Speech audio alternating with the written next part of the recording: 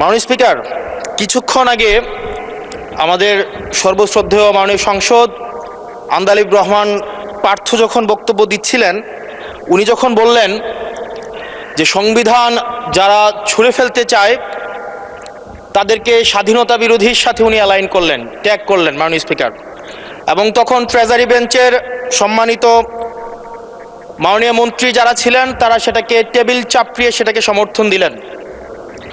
মাননীয় স্পিকার, গণতন্ত্রের জন্য যিনি আপোষহীন লড়াই করে গিয়েছেন বেগম জিয়া, উনি বলেছিলেন যেদিন জনতার সরকার প্রতিষ্ঠিত হবে, যেদিন এই পার্লামেন্ট জনতার সরকারের কাছে যাবে, এদিন এই সংবিধানকে ছুঁড়ে ফেলা হবে।